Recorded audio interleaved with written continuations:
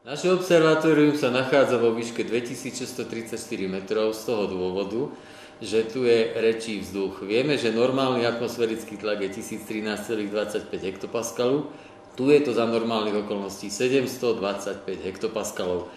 Vyplýva z toho, že je tu asi o štvrtinu nižší tlak, čiže aj o štvrtinu nižší rozptyl slnečného svetla v atmosfére. Z toho dôvodu získavame kvalitnejšie, ostrejšie, lepšie obrázky Slnka.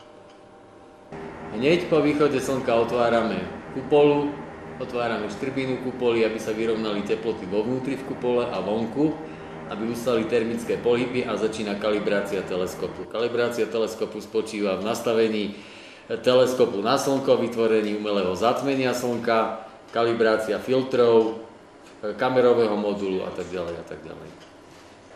Byť technik pozorovateľ znamená, pokiaľ sú podmienky Slnka, znamená nakonfigurovať celý teleskop, odpozorovať Slnko, pokiaľ sa dá, pokiaľ sú podmienky 6 až 11 hodín pozorovacieho času. Samozrejme, že sa to líši v zime a sezónne zime a v lete. V lete máme deň dlhší, takže je jasné, že ten pozorovací deň je tiež oveľa dlhší ako v zime. Okrem toho, tá ďalšia časť tej funkcie je technik. Tá technika, ktorú tu vidíte na tom teleskope, včetne teleskopu, sa v týchto podmienkach kazí, je to náročné na údržbu, takže z časti a z veľkej časti sa musíme o tú techniku starať, staráme sa o ňu väčšinou svojpomocne.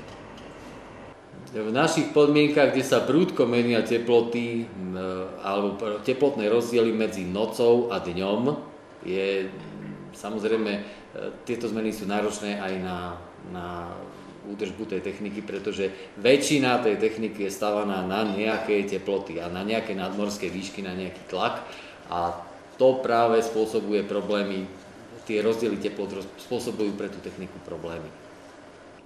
Do služieb chodíme v turnusových intervaloch 9 až 10 dní, ako kedy podľa toho, ako to vychádza mesačne.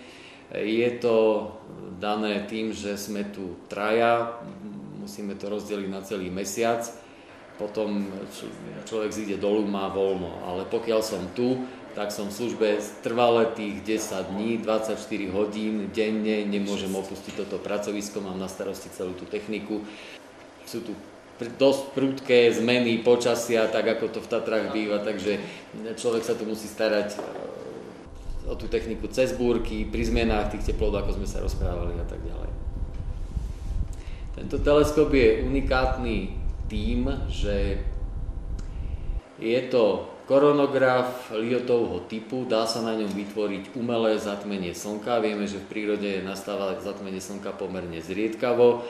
Ono nastáva asi raz za 1,5 až 1,6 roka, ale vždy na nejakom inom mieste na Zemi. Treba za úplným zatmením cestovať, ale keby sme čakali na ďalšie zatmenie na Lomnickom štíte, tak by nastalo až v roku 2135.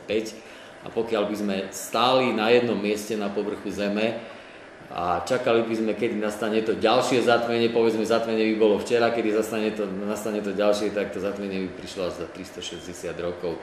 Čiže astronómovia museli vymyslieť nejaký spôsob, ako to zatmenie Slnka vytvoriť kedykoľvek potrebujú. A francúzsky astronóm Bernard Lyot prišiel na myšlienku vytvoriť takýto teleskop, ako je tento náš, a dokázal ním vytvoriť umelé zatmenie Slnka.